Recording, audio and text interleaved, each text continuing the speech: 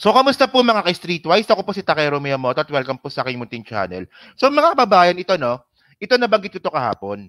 Nabanggit ko to kahapon na itong si Amy Marcos nga po ay nakikipag-usap sa kampo nga po ng PFP ng Lakas CMD, especially rin po sa partido niyang Nationalista Party para po maisama siya sa national election, senatorial election next year. Kasi ngayon po ay ano na, June. June na, 'di ba? O June. So isang linggo na lang July na. So July, August, September, October, tatlong buwan na lang. Tatlong buwan na lang filing na po ng eleksyon. So alam nyo kasi nakakatuwa kasi dito. Pagkatapos sirain, pagkatapos manira ni Amy Marcos, ngayon naman po ay nakikipag-usap siya para mapasama po siya sa senatorial slate nga po ni PBBM. 'Di ba? Medyo makapal lang talaga yung face, no? So, tama nga mga kababayan, sa politika mga ka-Streetwise, wala pong dugo-dugo. Di po uso yung dugo. Ang uso po talaga politika. 'Di ba? Yung ambisyon sa politika. Oh.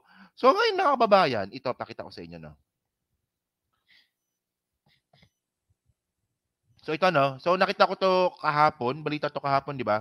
Oh, Marcos versus Marcos, Amy claims businessmen, politicos scared under bongbong. Oh, alam nyo kung anong nakakainis dito? Gusto ni Amy Marcos na mapasama sa senatorial slate nga po ni PBBM.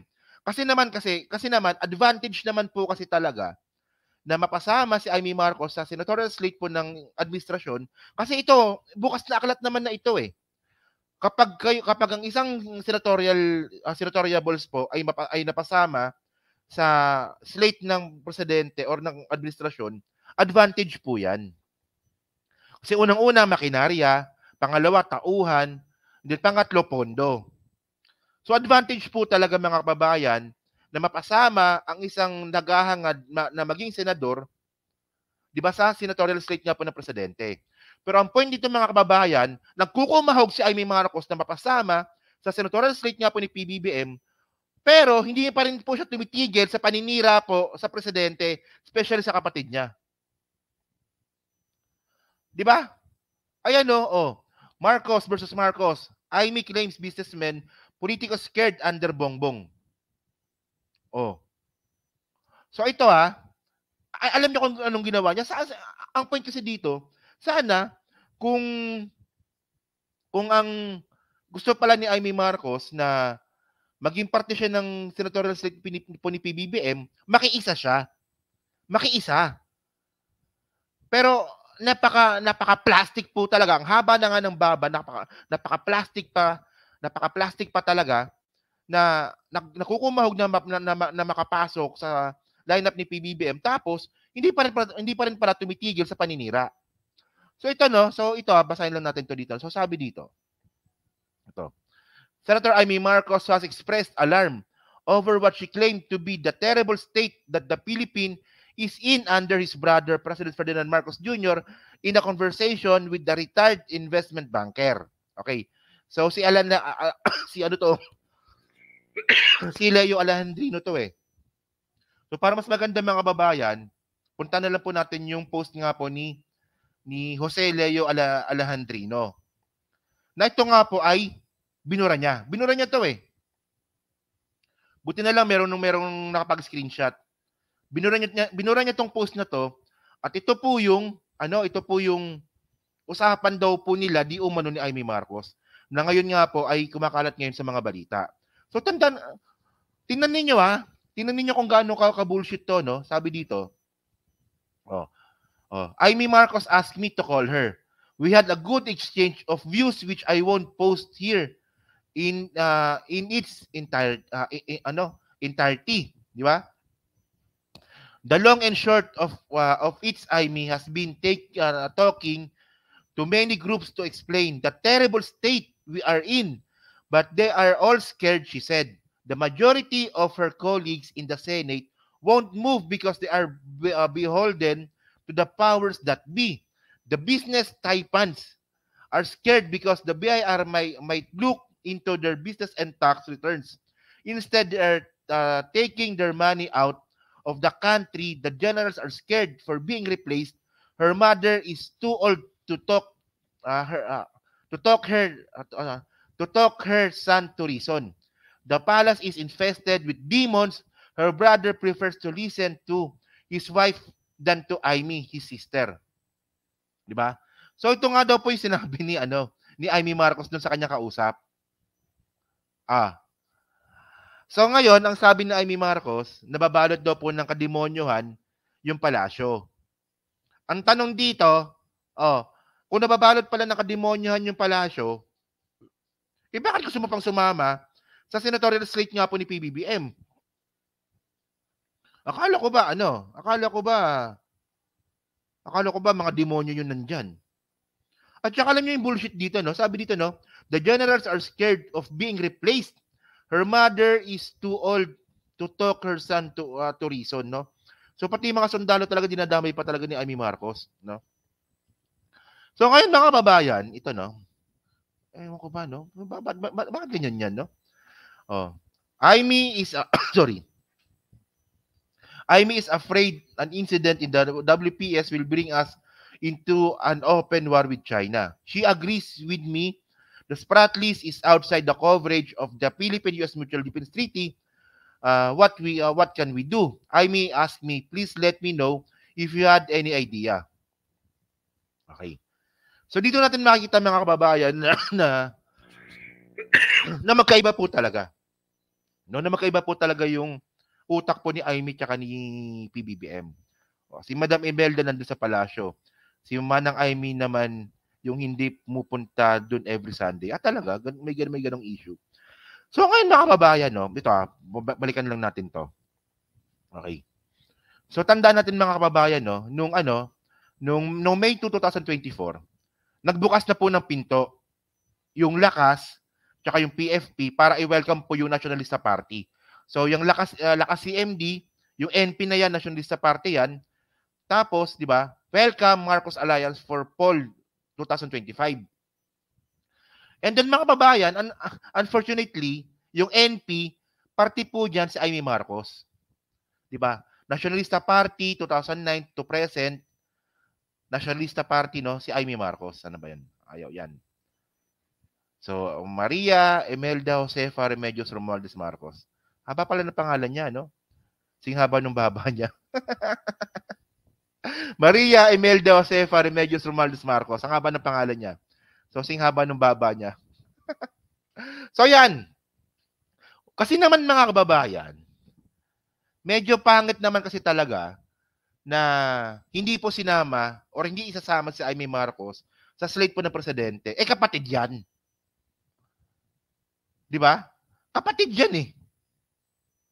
Pero mas pangit mga kababayan na kontrahin mo yung ginagawan tama ng kapatid mong presidente sa opinion mong mali. Mas pangit po yon.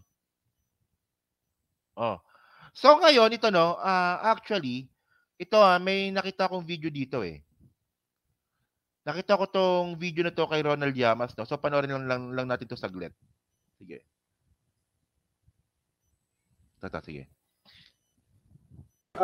Kainin yung kanyang mga criticism, kainin yung kanyang mga banat, ay yung presidential sister, si Aimee. No? Dahil sasama siya sa slate ng administrasyon. Siyempre, yung administrasyon, mahirap din siyang tanggihan dahil yung apelido niya Marcos. Pero most probably, ilalaglag yan sa kampanya. Kahit kasama sa slate. No? No? May mga laglagan sa kampanya sa ticket no? Pwedeng kasama ka sa entablado pero dun sa final stretch, naglalabas sa mga sample ballot nyo, bigla kang wala no? Lalo na sa mga surveys na sa last 4 si Aimee, bumaba siya. Ibig sabihin, madali siyang ilaglag. Kahit dalhin siya ng administrasyon. Dahil nga, Marcos ang kanyang apelido. Parang nakakahiya naman sa presidente, yung kapatid mo, kahit binabanatan ka, hindi mo dadalhin sa slate mo. So kita nyo mga kababayan, no, pati rin pala itong si Ronald Llamas ay alam na rin pala na papasok talaga si Aimee Marcos doon sa slate nga po ni PBBM sa senador sa 2025. So medyo makapal lang po talaga yung face. So ito yung magiging scenario dito mga kababayan. Kasi napaka-importante po talaga na mapasama si Aimee Marcos sa kanya, personally sa kanya. 'Di ba? Napaka-importante po talaga na papasama si Amy Marcos sa senatorial slate nga po ni PBBM. Kasi tulad nga po ng sinabi ko kanina, unang-una mayroong makinarya. Yung makinarya po ay nasa administrasyon. Pangalawa, yung pondo. Di ba? May pondo yan. Presidente yan eh. Diba? And then, pangatlo, ito lang kasi yung point dito eh. Isipin nyo Iba kasi kapag parte ka ng slate ng administrasyon. Kasi po, meron pong merong meeting de avance yan sa buong Pilipinas. So ikot-ikot yan, yung mga senatorial balls na yan, ikot-ikot yan. Isipin mo yon, kapatid ka ng presidente tapos hindi ka kasama. 'Di ba? 'Di ba isipin niyo 'yan, 'di ba? Yung mga senatorial slate po ni PBBM umiikot sa buong Pilipinas, tapos si Amy Marcos hindi kasama. So pangit nga naman. So ngayon mga kababayan, ang point dito, talagang malaki po talaga yung chance na malaglag si Amy Marcos. Kasi especially, tandaan natin nung naging presidente si nung naging presidente si PBBM, si Amy Marcos po nasa number 1. Number 1 po siya sa mga surveys. Isipin nyo dahil sa katangahan niya, bumaba po siya sa number 8 ngayon. Nasa number 8 na lang po si Amy Marcos.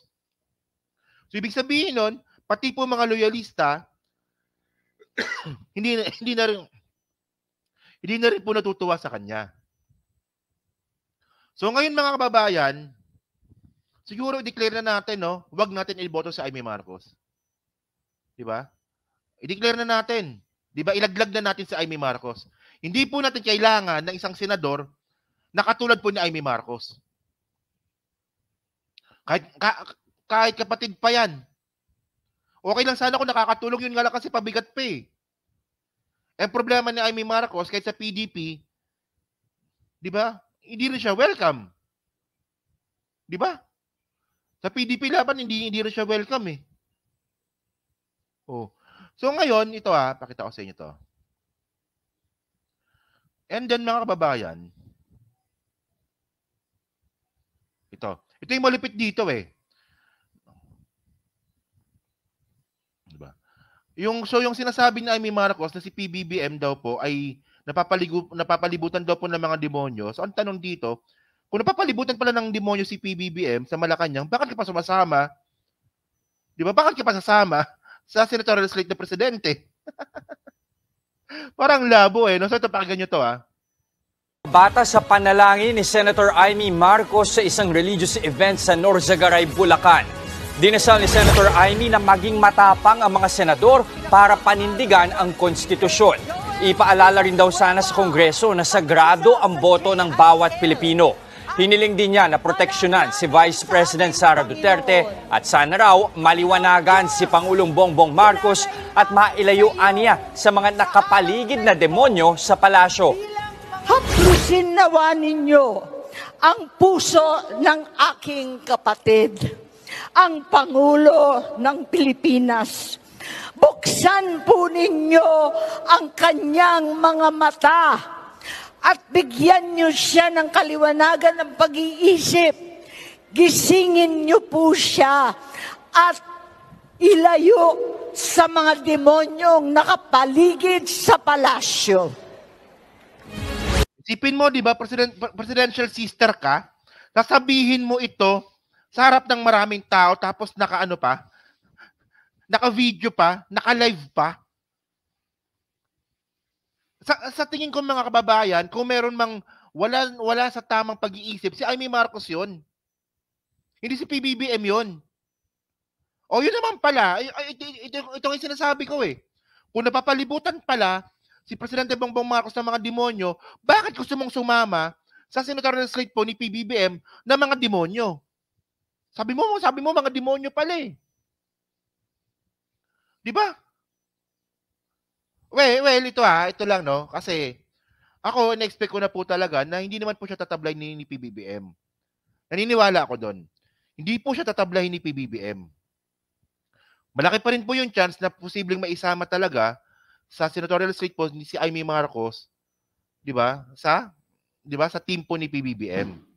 Pero wag na po natin siyang iboto. Ayun na lang, wag na po natin siyang iboto. Siraan na lang natin siya. O, 'di ba? Sayang ang boto natin natin dito. Sayang talaga. 'Di ba? Oh, sayang, Marcos ka pa naman tapos ganyan ka pala, 'di ba? So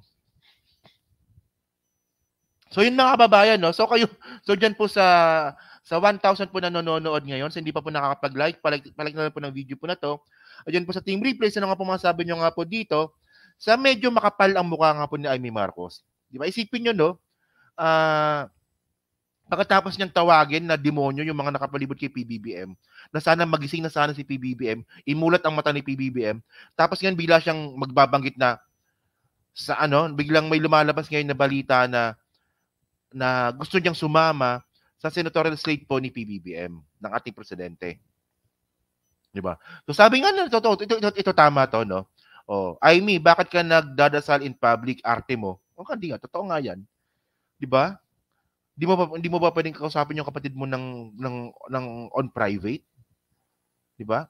So medyo makapal talaga yung face. No, actually, no, kung pakapalan lang naman talaga ng mukha mga kababayan sa mga senador, dalawa po yung nasa utak ko. Si Amy Marcos tsaka si Bongo. Dalawa lang po sila. Tingnan niyo si Bongo o tsaka si Amy Marcos, kapag namigay po ng 4-piece yan, andun lagi yung mukha nila, mas malaki pa yung baba ni Amy Marcos kaysa doon sa nakalagay po na DSWD. Tingnan mo Tingnan nyo Yung 4-piece mga kababayan, ayan po ay galing sa DSWD. O apparently tama naman na yung 4-piece po ay galing po sa Senado yan. Sila po gumawa ng batas na yan. Pero tapos na yung usapin, tapos na po yung trabaho ng senador nung napirma na ng presidente yan. Tapos, nung namimigay ng 4-piece, ang pagbibigay po ng 4-piece ay ito po ay trabaho po ng executive branch ng presidente at ng DSWD, makikita natin yung mukha ni Bongo at ni Amy Marcos doon. At kasama pa silang namimigay. At ang nakakatawa dito, pag nakita niyo yung poster, di ba, ng 4-piece, mas malaki pa yung baba ni Amy Marcos doon sa nakalagay na DSWD. Oh. So medyo, 'di ba, kung merong mang makapal ang mukha dito, si Amy Marcos 'yun, tsaka si Bongo, dalawa sila. So wag na po nating iboto yung mga 'yan, 'di ba? Sayang ang boto natin. So yun mga kababayan, no? So pa-comment lang po sa baba at binabasa ko pong lahat 'yan. So thank you mga kababayan. So maraming salamat sa inyo lahat, no? Okay?